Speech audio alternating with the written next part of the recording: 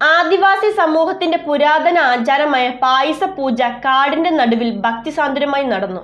കുട്ടമ്പുഴ പഞ്ചായത്തിലെ ക്ണാച്ചേരി വനത്തിലെ പായസപ്പാറയിലാണ് പായസ പൂജ നടന്നത്.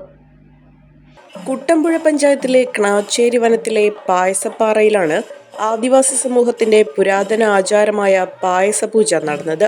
കാടും വിശ്വാസവും ഒരുമിക്കുന്ന അപൂർവ കാഴ്ചയ്ക്കായിരുന്നു ക്ണാച്ചേരി സാക്ഷ്യം വഹിച്ചത്. ക്ടാത്താട്ടമ്മയുടെ പ്രീതിക്കായി ആദിവാസി സമൂഹം തലമുറകളായി തുടരുന്ന ഈ ആചാരത്തിൽ കുട്ടമ്പുഴ പഞ്ചായത്തിലെ വിവിധ ആദിവാസി ഊരുകളിൽ നിന്നെത്തിയ നൂറുകണക്കിന് വിശ്വാസികളാണ് പങ്കെടുത്തത്. ക്ണാച്ചേരി വനത്തിനുള്ളിലെ വിശാലമായ പാറയിലാണ് പായസപൂജയ്ക്കുള്ള ചടങ്ങുകൾ നടന്നത്. വിവിധ വാദ്യമേളങ്ങളുടെ അകമ്പടിയോടെ ഘോഷയാത്രയായി ഈ പാറയിലേക്കാണ് വിശ്വാസികൾ ആദ്യമെത്തുന്നത്.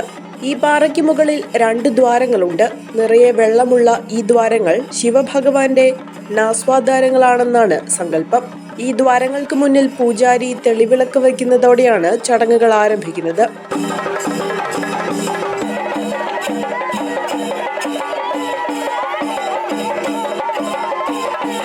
കാടിന്റെ നടുവിലെ പാറപ്പുറത്തൊരുക്കിയ അടുപ്പിൽ അരിപ്പായസമാണ് ദേവിക്ക് നിവേദ്യമായി തയ്യാറാക്കുന്നത്.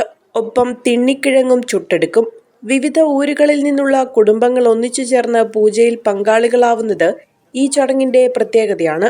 12 ദിവസം വ്രതമെടുത്ത് ക്ണാച്ചേരി ക്ടാത്താട്ടമ്മയ്ക്ക് പായസവും തിണ്ണിക്കിഴങ്ങ് ചുട്ട് നിവേദിക്കുന്നതുമാണ് പായസപൂജയുടെ പ്രധാന ചടങ്ങ്. തൊട്ടടുത്ത ശ്രീദുർഗ ഭഗവതി ക്ഷേത്രത്തിൽ നാളികേരമുടയ്ക്കുന്ന ചടങ്ങുമുണ്ട്.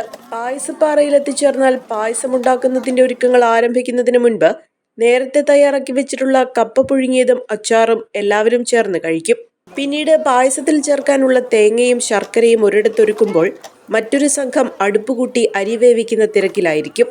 മറ്റൊരു സംഘത്തിന്റെ നേതൃത്വത്തിൽ കൊട്ടി, ഉറുമിഷി, കുഴൽ തുടങ്ങിയ പരമ്പരാഗത വാദ്യോപകരണങ്ങൾ ഉപയോഗിച്ച് താളമേളങ്ങൾ ഒരുക്കും. നൃത്തവും പാട്ടും ചെണ്ടമേളവും എല്ലാം കൂടിയാകുമ്പോൾ കാടകം ഒരു ഉത്സവ പ്രതീതിയിലായി മാറും. രോഗങ്ങളിൽ നിന്നും പ്രകൃതിക്ഷോഭങ്ങളിൽ നിന്നും രക്ഷ നേടി വർഷം മുഴുവൻ നീണ്ടു നിൽക്കുന്ന ഐശ്വര്യവും സമൃദ്ധിയും പരമ്പരാഗതമായി തുടർന്നു വരുന്ന ഈ പായസ പൂജയിലൂടെ കൈവരുമെന്നാണ് ഇവരുടെ വിശ്വാസം.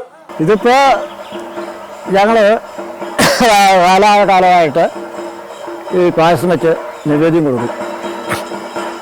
ദേവിക്ക് അതെല്ലാ വർഷവും ഞങ്ങളുടെ പൂർണ്ണമായ കാലം പോലെ എൻ്റെയൊക്കെ മുത്തച്ഛൻ്റെ കാലം പോലെ നടത്തി വരാറുള്ള ഇതാണത്. ചടങ്ങുകൾ പായസം വെക്കുക, നിവേദ്യം അമ്പലത്തിൽ വെച്ച് പൂജിക്കുക, പിന്നെ കാട്ടുകിഴങ്ങ് ഭക്ഷണമായിട്ട് പണ്ട് ഇത് ഞങ്ങൾ ഭക്ഷണമില്ലായിരുന്നു. അതിനുവേണ്ടിയാണ് കാട്ടുകിഴങ്ങ് ചുറ്റിട്ട് അതിട്ടാണ് ഭക്ഷണമാക്കി ദേവിയെ കൊണ്ട് ഭക്ഷണം ചെയ്യിക്കുന്നത്. ഉദ്ദേശം ഞങ്ങളുടെ പൂർവ്വ ദേവിയാണ്. പണ്ടുകാലം മുതലുള്ള ഒരാചാരമാണിതെന്നും ദൈവപ്രീതിക്കായാണ് പായസപൂജ എല്ലാ വർഷവും നടത്തുന്നതെന്നും കർമ്മികളിൽ ഒരാളായ കൃഷ്ണൻകുട്ടിയും പൊതുപ്രവർത്തകനായ മുരളി കുട്ടമ്പുഴയും പറഞ്ഞു. ചരിത്ര പ്രസിദ്ധമായ ക്ണാച്ചേരി പാറപ്പുറത്തെ പായസകൂട്ട് ഉത്സവമാണ് ഇന്നിവിടെ നടക്കുന്നത്. വളരെ ആചാരപൂർവമായ അനുഷ്ഠാനങ്ങളോടെയാണ് ഈ ചടങ്ങുകൾ എല്ലാ വർഷവും ഇവിടെ നടത്തിക്കൊണ്ടു പോകുന്നത്. വർഷങ്ങൾക്ക് മുമ്പ് ക്ണാച്ചേരി ഉരുളനന്നി ഭാഗത്ത് വളരെയധികം ആളുകൾ താമസിച്ചിരുന്നതായിട്ട് പറയുന്നുണ്ട്. അവരുടെ ഇടയിൽ നിന്ന് തുടങ്ങി വെച്ചതും അതുപോലെ തന്നെ ആദിമകാലത്ത് ആദിവാസികൾ പൂജകൾക്കും മറ്റുമായിട്ട് ഈ ഭാഗം ഉപയോഗിച്ചിരുന്നു. ഇവിടെ പാറപ്പുറത്ത് ശിവന്റെ നാസാരന്ധ്രങ്ങൾ, മൂക്കുകൾ എന്ന പോലെ 2 ദ്വാരങ്ങളുണ്ട്. അതിൽ നിറയെ വെള്ളവും എല്ലാ വർഷവുമുണ്ട്. ആ വെള്ളം പറ്റാത്ത ആ വെള്ളത്തിൽ നിന്ന് എടുത്താണ് ഇവിടെ ആദിമ ചടങ്ങുകൾ ഇവർ ആരംഭിക്കുന്നത്. അടുത്തുള്ള ക്ണാച്ചേരി ക്ഷേത്രത്തിൽ പോയി അതിൻ്റെ ചടങ്ങുകൾ ആദ്യം ആരംഭിക്കുകയും പിന്നീടാണ് പാറപ്പുറത്ത് ക്ടത്താട്ടമ്മയുടെ ഓർമ്മകൾ പുതുക്കുന്നതിന് വേണ്ടി ക്ടത്താട്ടമ്മയ്ക്ക് ഏറ്റവും ഇഷ്ടപ്പെട്ട തണ്ണിക്കിഴങ്ങ് എന്ന് പറയുന്ന കാട്ടിൽ നിന്ന് മാത്രം കിട്ടാവുന്ന, യഥേഷ്ടം കിട്ടുന്നതല്ല, വളരെ റെയറായിട്ട് കിട്ടുന്ന ആ ഒരു കിഴങ്ങ് വേവിച്ചു കൊടുത്താണ് ഈ ഉത്സവത്തിൻ്റെ ആഘോഷം തുടങ്ങുന്നത് തന്നെ. ഒട്ടേറെ ആളുകൾ വിവിധ ദേശങ്ങളിൽ നിന്ന്, വിവിധ കുടികളിൽ നിന്നൊക്കെ എത്തിച്ചേരുന്ന ഈ മനോഹരമായ ഉത്സവത്തിന് എല്ലാ വർഷവും അതിൻ്റെതായ പ്രത്യേകതകളുണ്ട്. അഹല്യയിലെ വിദഗ്ധരായ ഡോക്ടർമാരുടെ ചികിത്സ കൊണ്ട് എനിക്ക് എന്റെ കാഴ്ചശക്തി പൂർണ്ണമായും തിരിച്ചു കിട്ടി. ഇപ്പൊ എനിക്ക് ഈസിയായി വായിക്കാം.